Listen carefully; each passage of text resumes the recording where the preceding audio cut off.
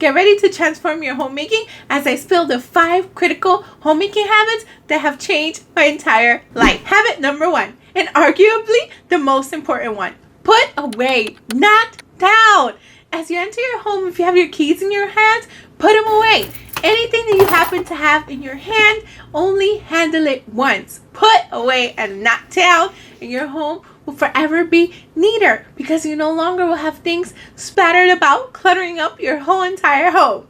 Now, if you have children, that's a whole nother story. But however, the mess will be contained to a minimum because we ourselves would not be contributing to it. Therefore, when you put away, not down, it is absolutely critical. This one will help to level up your homemaking immediately because there's less things that you have to do in the long run. I know it's tempting to put our things down and take off our coats and just throw them anyhow, but don't.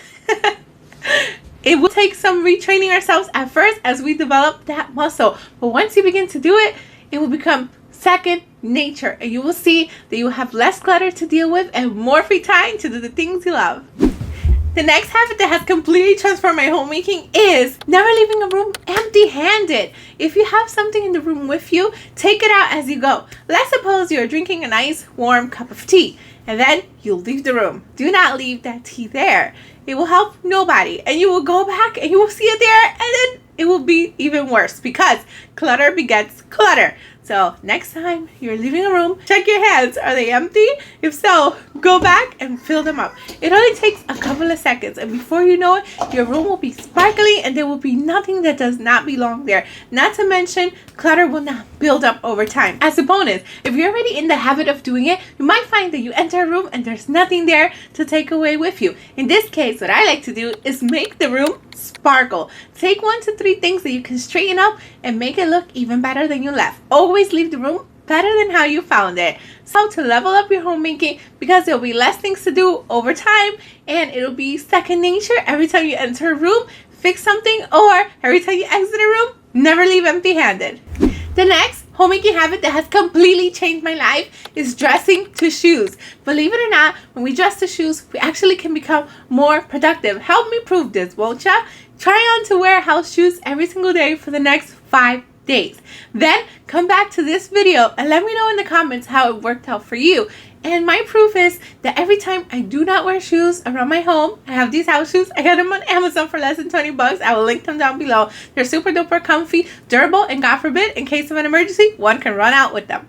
But try it for 5 days. Wear the shoes. See how much more productive you are. And when I don't wear my shoes, I find something is off. I'm still doing the things, but I feel a little more blah, and I don't know exactly what it is. But every time I put those shoes on, I am zipping and going. You gotta try it every single time.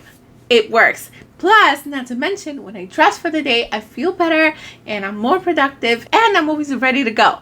This one is a super duper hack because instead of lounging around in my pajamas all day like I used to, I'm now super duper dressed and ready, and my homemaking goes even smoother. Try it for yourself and let me know what you think once you do. The next homemaking habit is I always make the bed, no matter what, and even if that bed is made. I would never leave my home without a bed unmade, but that wasn't always the case. Once it became second nature, it has helped me to feel more productive. There's a saying that I always like: if you want to change the world, start by making your bed, and it's absolutely true. Once I began to make my bed, that's one thing I checked off of my daily to-do list, and it helps keep the ball rolling and causes me to feel even more productive. How do you feel after you make your bed? Plus, bonus, it feels so nice to get into a cozy made bed in the night. Now, this is an exception if my husband is already in bed, in which case he will help out and make the bed. But always, always, always, the bed is fully made. Now my boys are even making the bed themselves. The baby can't exactly do it yet, but he will pick up his little blanket and hang it over the crib, and it is absolutely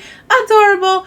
They always see us making our bed, and I feel that that has helped, and it definitely helped to improve my homemaking. The next thing that has definitely leveled up my homemaking is room rescuing. Now, this is just fly lady talk for straightening up the room, but it is super duper amazing. 3 times a day, because I have 2 boys, 3 and under. Go about our homes, setting a 5-minute timer and fixing up the whole entire home. These days we do get pretty far, but in the beginning it wasn't always the case. Maybe 5 minutes helps me to clear a shelf, maybe it will straighten up a room, but these days it gets us across the whole entire home. So once you begin to do this, do not feel discouraged. Maybe just get some things off your counter, but if you do it again and again and again, you will see that your home will be super spotless, and soon enough you will finish before that timer finishes. So that's super duper help with my homemaking. But if you want to know even more homemaking secrets, check out this video here where I spill the tea on those, and I'll see there right now. Thank you so much for watching. Until next time, to God be the glory. Bye.